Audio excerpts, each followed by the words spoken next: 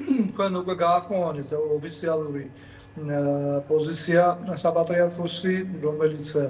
რა თქმა უნდა დაკარნახებია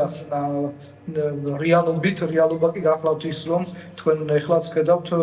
ზღვა ხალხი თუ შეიძლება ასე ითქვას მოგზანდება სამების საპატრიარქო ტაძარში, იქედან შემდგომ თქვენ იცით უკვე ასეთი განრიგია, რომ ესე იგი წირვა აღესრულება სამების საპატრიარქო ტაძარში, რასაც შემდგომ ებრმის წესის აგების მსახურება უსმენესთან დაკავშირებული და ამის შემდგომ უკვე ის მას მსვლელობით ჩამოასვენებენ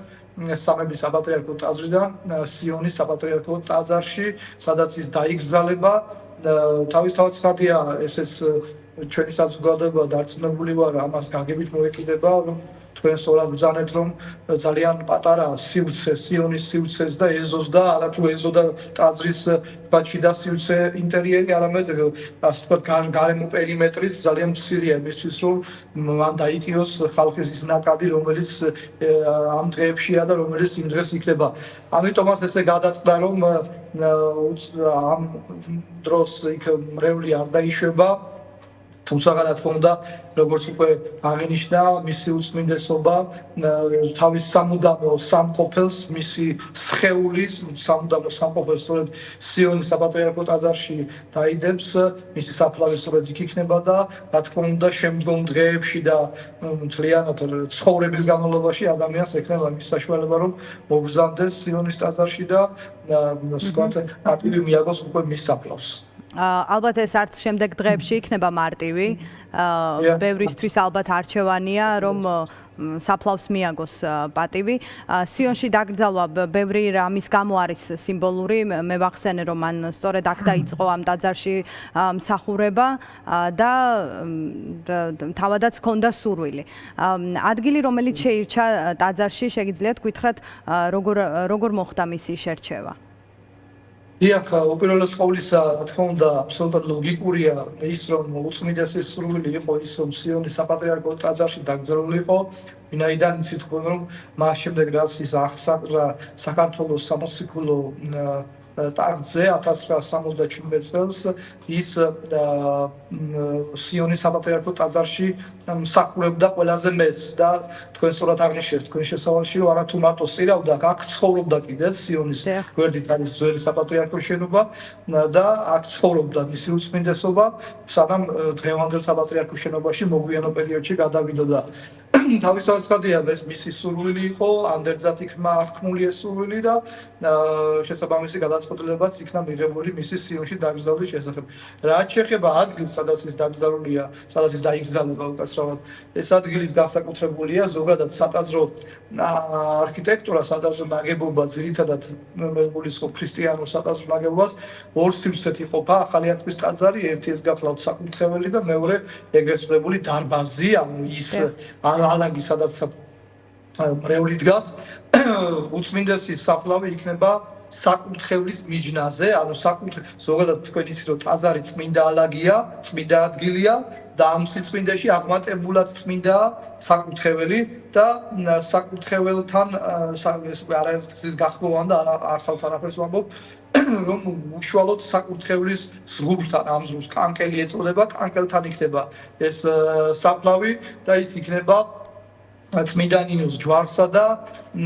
ყოვლადწმინდა ღვთისმშობლის ათონის მთაზე არსებული ხატის ასლს შორის, ესეც თავისთავად ცხადია, კიდევ ერთხელ მიანიშნებს ამ ადგილის პატივს, ეხლა ღვთისმშობლის ხატი ათონის ივერთა მონასტრისა თავად უწმინდესის დავალებით იქნა დაწერილი, ასლი გახლავთ ეს მოგეხსენებათ, ეს პორტაიტისა ძალიან ცნობილი და ძალიან დიდი სიწმინდეა ჩვენი ეკლესიისა და არა მარტო ჩვენისა. იცით თქვენ, რომ ათონის ივერთა მონასტერი ეს გახლავთ საუკუნეთა განმავლობაში ჩვენი სულიერებისა და განათლების ცენტრი. სამწუხაროდ დღეს ეს მონასტერი ჩვენთან გვეკუთვნის, მაგრამ აი ეს ხატი დღესაც იქ არის დედანი და სწორედ იმ ხატის ასლი 1988 წელს მისი უწმინდესობის სურვილითა და ძალისხმევით დაიწერა ასლი და ჩამოგზავნა მას შემდეგ სიონის საპატრიარქო ტაძარშია დაბრძანებული. ხოლო რაც შეეხება წმინდა ნინოს ჯვარს, კარგად მოგეხსენებათ, რომ ესე ძალიან დიდი სიწმინდეა, სრულიად საქრისტიანოსი, ეს ის ჯვარია, რომლითაც წმინდა ნინომ მეოთხე საუკუნეში შემოგზავნა საქართველოში და მის ამ ჯვრის მადლით მოხდა ჩვენში ქრისტიანობის კვლავ განახლება, რომ იქამდე იცით, რომ მოციქულებმა იქადაგეს ჩვენთან, მეოთხე საუკუნეში წმინდანინოს ქადაგება სრულყო მოციქულთა ქადაგება და სახელმწიფო რელიგიად აქცია ქრისტიანობა და ქრისტიანობამ ჩვენ მოგვიტანა არა მარტო მაცხოვნებელი რწმენა, არამედ ზოგადად ქართველი ფსიქოტიპაჟი და კულტურა, ჩვენი ხელოვნება, ჩვენი ლიტერატურა, ჩვენი აბსოლუტურად დაეკროს ქრისტიანულ ღირებულებებს. ამ ორ და სხვადასხვა კიდე იქ არის წმინდანინოს ჯვრის ზემოთ გახლავთ იერუსალიმის ჯვრის მონასტრის ფრესკის ფრაგმენტი, რომელიც იცით თქვენ რომ იერუსალიმის ჯვრის მონასტერი ოდესღაც ქართულს გვეკუთვნოდა და შესაბამისად ამ სივრცეში მისი უწმინდესობის საფლავის ასე ვთქვათ დადება მართლაც განსაკუთრებულია. თქვენ ახსენეთ კათოლიკოს პატრიარქები, მე-20 საუკუნის კათოლიკოს პატრიარქები არის დაკრძალული სიონის საპატრიარქოს ტაძარში, ისინი არიან დარბაზად წოდებულ სივრცეში, ყველასთვის ეხსენებოდა სიონში ყველა ნამყოფია დარწმუნებული ვარ, ხოლო უწმინდესის საფლავი იქნება საკურთხეველთან, ანუ ტაძრის მთავარ სიწმინდესთან ძალიან ახლოს. ორგანიზაციულ საკითხებზე გკითხავთ, დასრულებულია უკვე სამზადისი სიონში, ხომ? მათ შორის ირგვლივაც იქ როგორც ვიცი სპეციალური სივრცე იქნება მედიისთვისაც და ასე შემდეგ. ანუ ეს საკითხები უკვე ასე ვთქვათ დასრულებულია, გავლილია. კი ბატონო, ეხლაც არა, ბოლომდე დასრულებ დეტალები, ეხლაც მე ხა სანამ ჩაგეთრებული სიონიდან ამოვედი, აქავარ და რაღაცა დეტალები არის, რა თქმა უნდა, ეხლაც მიმდინარეობს სამუშაოები, მაგრამ რა თქმა უნდა, არსებითი ნაწილი ამ ტექნიკური სამუშაოებისა არსებითი ნაწილი დასრულებულია. მათ შორის საფლავის გაჭრაც თითქმის დასრულებული, ხა უბრალოდ მოპირკეთება ხდება, ვთქვათ, ქვით. მოწესრიგება, კი ბატონო. მოწესრიგება. კი ბატონო, მამა გიორგი, ჩვენ ვიცით დელეგაციებზე, რომლებიც ჩამოდიან თბილისში, ხვალ დილით მსოფლიო პატრიარქი უნდა ჩამოვიდეს დელეგაციასთან ერთად, ასევე როგორც ითქვა, სამი პირველ იერარქი და ყველა მართლმადიდებელი ეკლესიის დელეგაციები მსოფლიოს სხვადასხვა ქვეყნიდან. ნაწილი ჩამოსულია თუ ხვალ დილით ველოდებით ყველას? არა, ყველა ან ნაწილს ველოდებით ამაღამ ჩამოდის რამდენიმე დელეგაცია, ნაწილი დილით ჩამოდის. და თუნდა არის მზადყოფნა იმისა, რომ თითოეულ მათგანს ესე იგი გაეწიოს სათანადო დახვედრა, მასპინძლობა. ისიც მე ერთ რამეზე მინდა გავუსვა ხაზი, რომ ეს დელეგაციები, რომელიც ჩამოგზანდებიან და განსაკუთრებულად აღნიშნოთ, რა თქმა უნდა, მსოფლიო პატრიარქს, კონსტანტინოპოლის პატრიარქს, რომელიც არაერთხელ შეხვედრია პირადად მის უწმინდესობას, მათ შორის საქართველოშიც და ჩვენი უწმინდესის ნაყოფია იცით თქვენ კონსტანტინოპოლში, დღევანდელ სტამბოლში და ეს მეტყველებს კიდევ ერთხელ იმასთან დაკავშირებით, თუ რაოდენ დიდი ავტორიტეტი ჰქონდა და საქართველოს კათოლიკოს პატრიარქს სოფლიო მასშტაბით. იცით თქვენ მოგეხსენებათ, რომ მარტო მართლმადიდებლური ეკლესიის წინამძღვრები არ ჩამოდიან, ჩამოდიან სხვადასხვა კონფესიის წარმომადგენლები, არა მარტო ქრისტიანულიც და ვინც ვერ ჩამოდის სამძიმრის წერილს აგზავნის და მოკლედ კიდევ ერთხელ დასტურდება ის თუ რაოდენ დიდი და ეს ავტორიტეტი კიდევ ერთხელ უწმინდეს შექმნილია მისი საოცარი სიყვარულით. მან ეს დღესაც კიდევ ერთხელ მინდა აღნიშნო, ის ზღვა ხალხი, სიმართლე გითხრათ, ჩვენ ველოდით რა თავისთავად ხადია, რომ ძალიან ბევრი ადამიანი მოვიდოდა მისი უწმინდესობის პატივის მისაგებლად, მაგრამ ამდენს მე პირადად არ ველოდი ამდენს, იმიტომ რომ ეს არის რაღაცა თუ შეიძლება არ ვიცი, ამას სიტყვას ვერ ახსნა, კოლოსალური რაოდენობის ხალხია. ეხლაც მირეკავენ, რაიონებიდან მოდიან და ეს კიდევ ერთხელ მეტყველებს თუ როგორ რაც დღეს საუბრობთ სწორედ მოზგოთან ერთად, რომ რაც მისმა უწმინდესობამ დათესა, ეხლა ამის მონკის ხანა იწყება და ამის დასაწყისი არის სწორედ ამ ხალხის აბსოლუტურად უანგარო და აბსოლუტურად გულსხველი სიყვარული მისი უწმინდესობის მიმართ. მასშტაბური, ეპოქალური, ბევრი ასეთი სიტყვა მოვისმინეთ დღეს ამ დღეებში პატრიარქის შეფასების დროს და ბევრ საუბრობენ მის ღვაწლზე. თუმცა ერთი კითხვა მიჩნდება, როცა საუბრობენ რა რთულ პერიოდში მოუწია მას კათოლიკოს პატრიარქობა და მისი უპირველესი ამოცანაც იყო და დიდი დამსახურებაც ავტოკეფალიის აღდგენა. მე მაინტერესებს სასულიერო პირებს გიზიარებდათ აი შემდეგ წლებში ალბათ მაინც რა დაბრკოლებებს აწყდებოდა ის, რა წინააღმდეგობა ჰქონდა ამ პროცესში, იმიტომ რომ საბჭოთა კავშირი დევნიდა რელიგიას, ადამიანები იდევნებოდნენ, ტაძრები არ არსებობდა და ძალიან მცირე იყო, მრევლი არ ყავდა ეკლესიას და აი ამ დროს როცა აღდგენის პროცესი იწყებს, ალბათ წინააღმდეგობაც ბევრი აქვს. მოუყოლია ამის შესახებ მას თქვენთან? დიახ, ძალიან ხშირად ჩვენთანაც და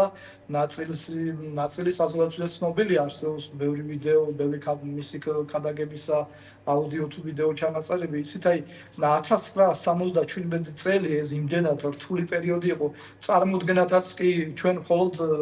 ესე იგი ბევრმა ჩვენთანმა ჩვენმა თაობამ დაბადებულიც არ იყო, მე პირადად დაბადებულიც არ ვიყავი 1977 წელს და მაგრამ ვიცით იმ ძიმე ეპოქის შესახებ, რაც მაშინ ხდებოდა, ეს იყო მოგეხსენება თქვენ საშინელი საბჭოთა მმართველობა, როდესაც აი სხვადასხვა არსებობს უწმინდეს ჩვენს გვიწყეს და მე ინტერვიუც არსებობს როგორც ვიცი ამისი რომ მან ბრძანა რომ როცა მე მოვედი და აფსაყდი პირველი პრობლემა რაც დავისახე ეს იყო ის რომ ბრძანებდა მისი უწმინდესობა ხალხი დამებრუნებინა ეკლესიაში ვინაიდან ხალხი ცალკე იყო და ეკლესია იყო ცალკე და მაშინვე მისი უწმინდესობა შეუდგა ამაზე მუშაობას. აი ამ გადასახედიდან მარტივია საუბარი, მაგრამ აი ცნობილია მაგალითად რომ სიონში, როდესაც მისი უწმინდესობა პირველად მობრძანდა და წილებს აღასრულებდა, ადამიანებს ძალიან მარტივ კატეხიზაციას ასწავლეს, მაგალითად პირჯვის გადაწერა როგორ უნდა. თქვათ აი ქალბატონები რომ თავდაბურული უნდა იყვნენ ტაძარში და რატომ უნდა იყოს ეს თქვათ. აი ესე თქვათ პრიმიტიულ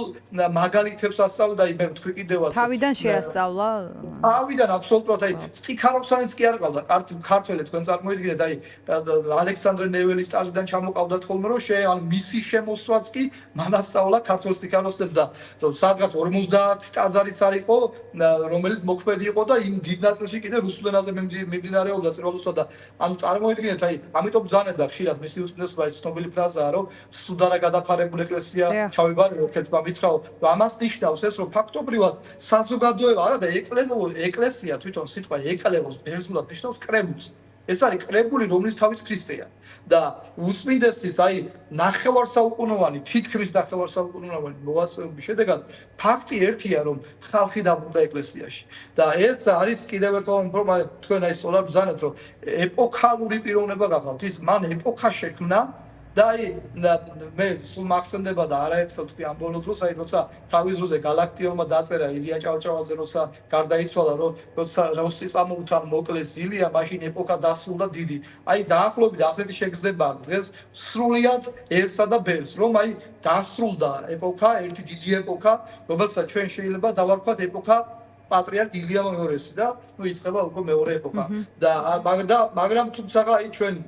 არაერთხელ სულ მაღალზე საუბრობთ რა თქმა უნდა ეს დღეები და არა მარტო ეს დღეები რომ მისი ჩვენ გვაქვს ძალიან დიდი იმედი რომ მის უწმინდესობამ გადაინაცვლა სათავსში საიდანაც ასევე როგორც თავის სიცოცხლეში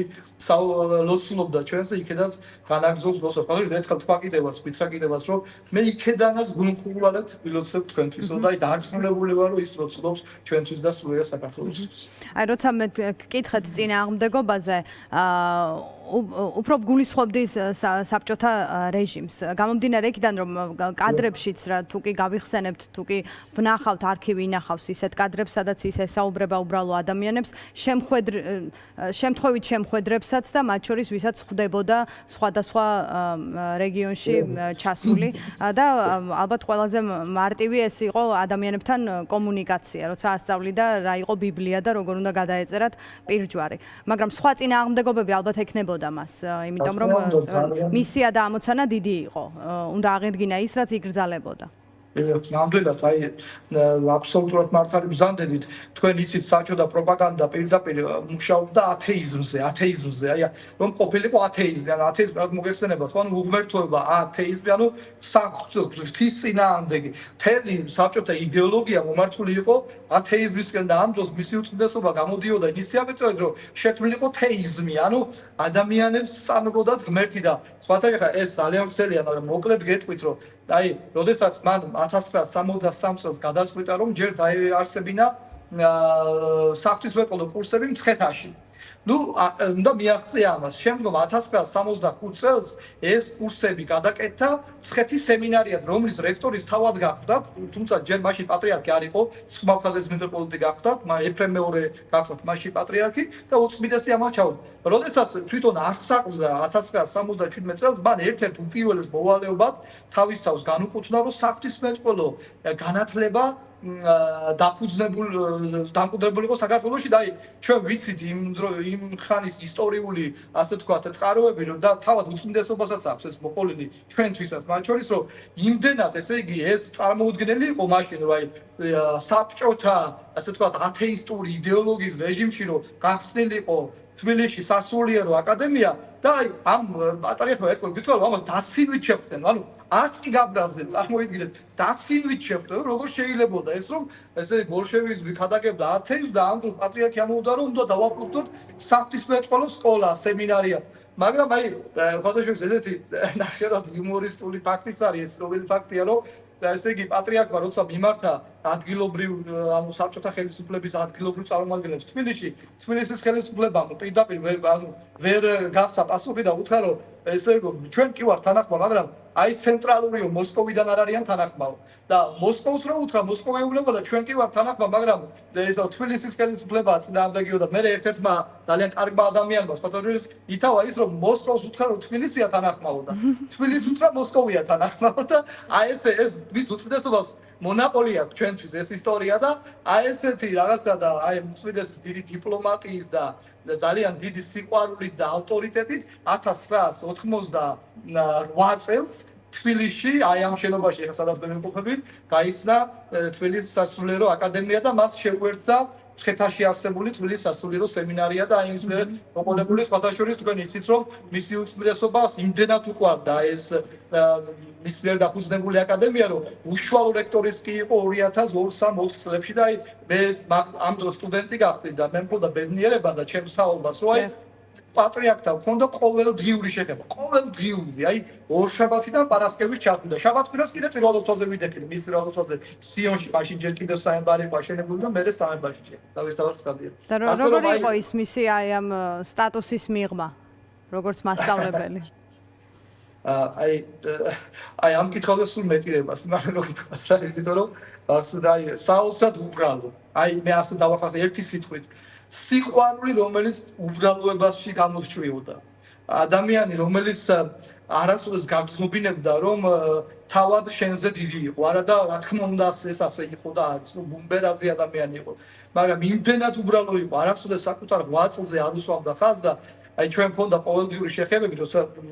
შეხვედრები თვითონ გვესაუბრებოდა რაღაც თემებზე მაგალითად სიყვარული პატრიოტიზმი ქართული ენა მეგობრობა და ასე შემდეგ და შემდგომ მეორე დღეს რომ მოვიდოდა ჩვენ გვესაუბრებოდა თქვა ამ საკითხებს და მე გვეუბნებოდა რა თქვენ ახლა იფიქრეთ ამ საკითხებზე და ხვალ თქვენი საუბრეთ და მე მოგისმენ თქვა და ასე ხდებოდა და მე ძალიან ხშირად ვთქვათ წამიკითხავს თემა მისი უწმიდესობის წინაშე მაშინ 2002-3 წლებში 4 წლებში აი ამ წლებში გახდა და ეს იყო საოცარი მე შეიძლება ხა არ დავამდე მაგრამ ტრაპეზი მოხდა ხოლმე ყოველთვის აი მე არ მახსოვს რომ მისი უწმიდესობა ჯერ დაებიანებინოს ყოველთვის 9 საათზე მოდიოდა ყოველთვის და მე არ მახსოვს რომ აი რაიმე ტრაპეზი არ მოეტანა ჩვენთვის და რაღაც აი ესეთი აი მისთვის ეს ოჯახი იყო აი საპატრიარქოში დედები ამბობდნენ კიდეს რომ აი აკადემიაში რომ მოდისო რაღაც განსაკუთრებული გახარებულიაო რა აი თითქოს ეს სულ გიკვირს სადმირის ასეთ ადგილას და თურმე მოდის აკადემიაში ყოველდღე და აი ასეთი ის და უშუალო ურთიერთობა ქონდა სტუდენტებთან, პროფესორ მასწავლებლებთან, რომელიც კიდევ ერთხელ ეს აკადემია მან შექმნა პირველად როცა 95-ში როგორც უკვე მოგახსენეთ შეიქმნა აკადემია კადრები ხომ უნდა ყველაფერს. თეოლოგია კი არა, ეკლესია არ არსებობდა და მან მოიწვია პედაგოგები უნივერსიტეტებიდან ძალიან სწორული პედაგოგები ასწავლიდნენ და მათ შორის ქალბატონი აც განსვენებული მარიამ ლორდ-ქიფანიძე და რა ვიცი რომელი ერთი დავასახელო გრიგოლ ფარულავა და ასე შემდეგ. და დღესაც ცოცხლები მაგალითად ბატონის სერგო ვარდოსანიძე რომელიც რა ვიცი მე ვფიქრობ ცოცხალი ლეგენდა გახსნიდან აქ არის ბატონი ედი შევჩელიძე დღესაც ცოცხალი ერთმა და ასე საუკეთესო მემატიანე